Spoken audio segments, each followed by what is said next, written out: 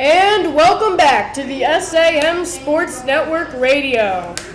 Remember, today our number is 1-800-SAM Sports.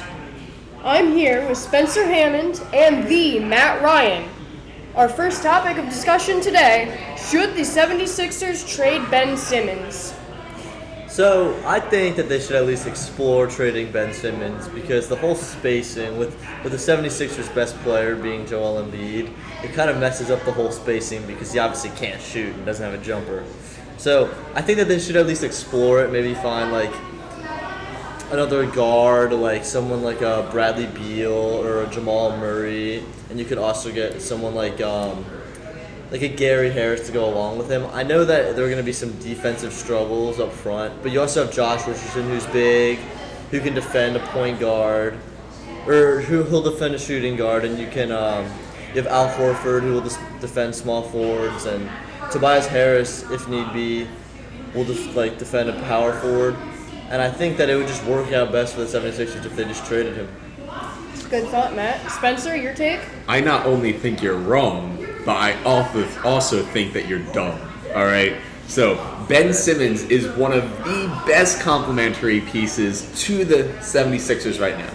Everybody on the floor can shoot, and their bench is great. I mean, you've got James Ennis III, who shot like 36% last year. You have Mike Scott, who shot 40% last year. Trey Lyles, if he sees play next year, he shot great off the dribble from three. You've also got Al Horford, who is a massive improvement over Jimmy Butler when you're talking exclusively about spacing and spotting up, which is something that Jimmy Butler refused to do in Philly. And Joel Embiid, while he doesn't have the most impressive percentages, I do think that trailing up in transition, and of course spotting up when Ben Simmons has the ball in the half court is immensely valuable.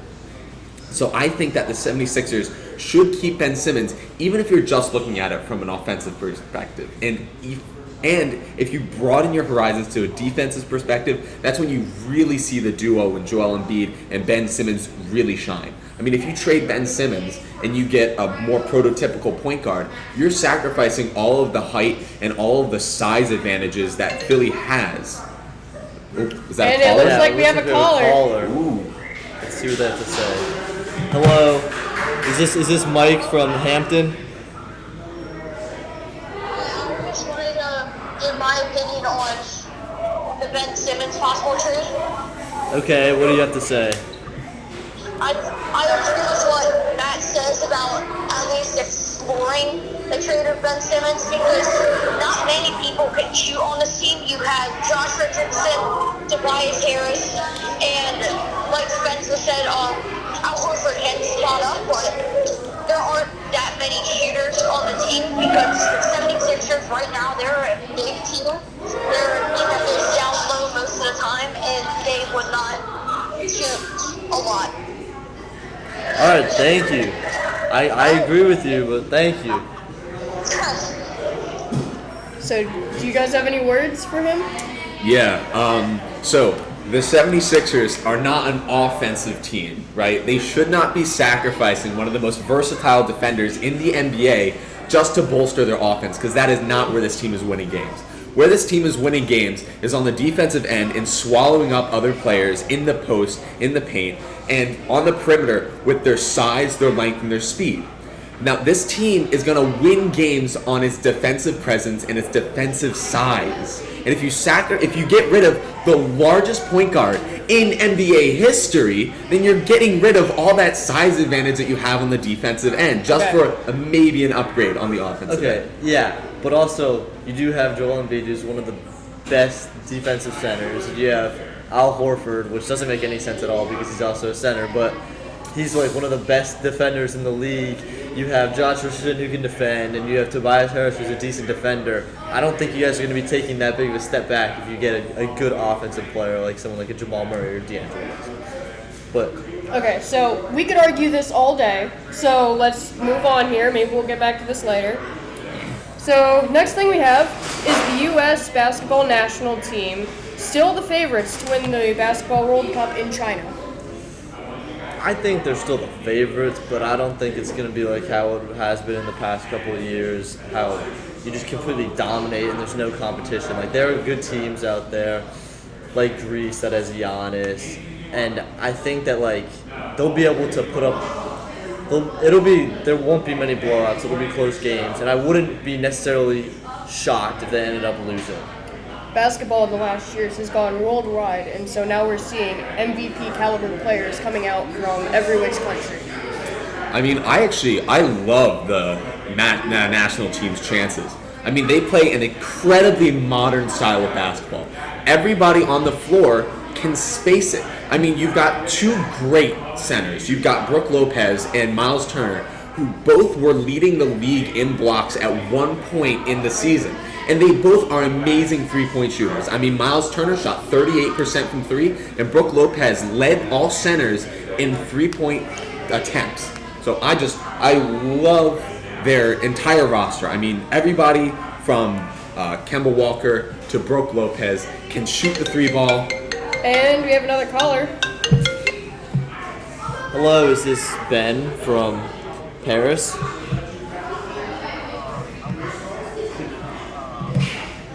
Sorry, can you speak up? We can't really hear you.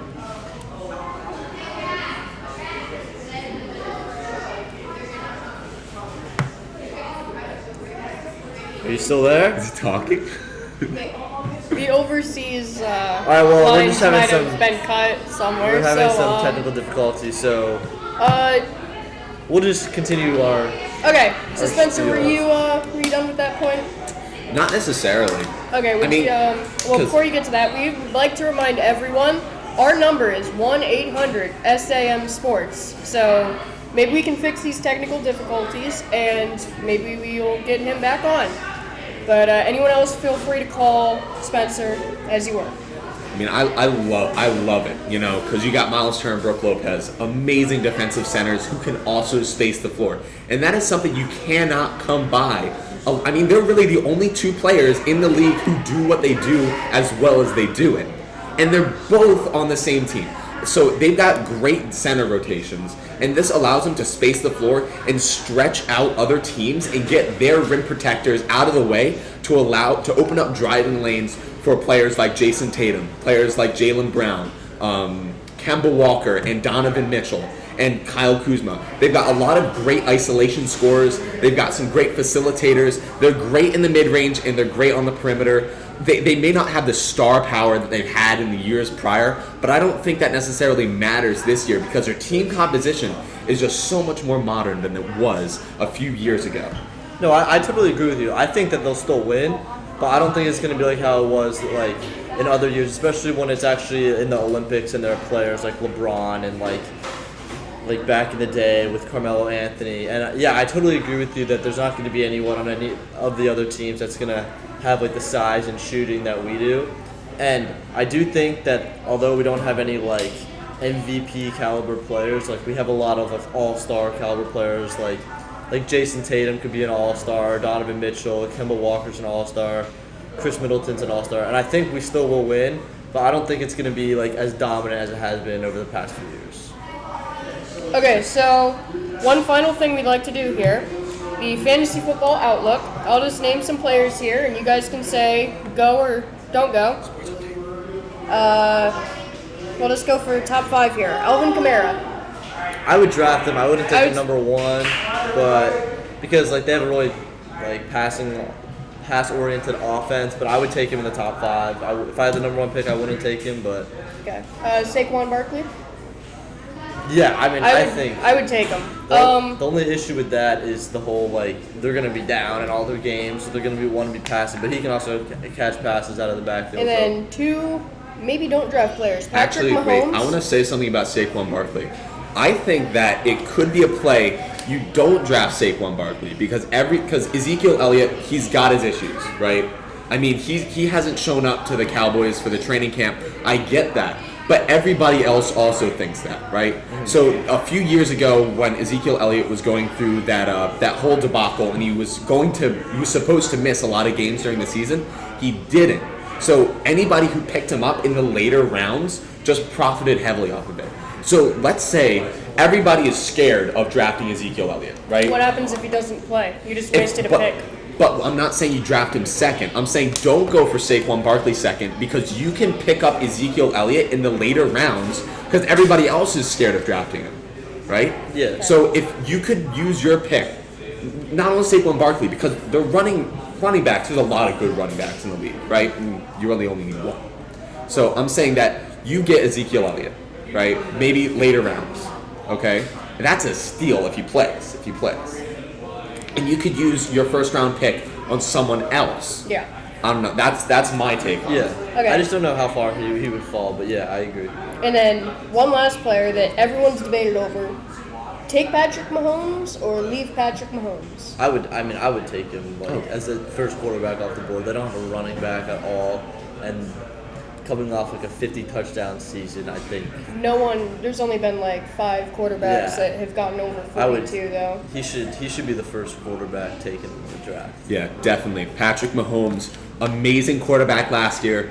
The Chiefs go all in on their offense, and that might not be the best idea in the NFL, but it is an amazing idea to pick him in fantasy because he's just going to stuff the stat sheet. I know that the first quarterback I might be going for is Rodgers, or maybe even someone like a Prescott who doesn't have a running back right now.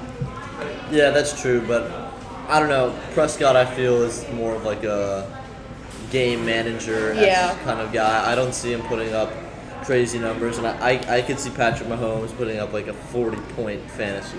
One thing everybody's agreeing over: don't draft Tom Brady. Yeah. But right now we'd like to go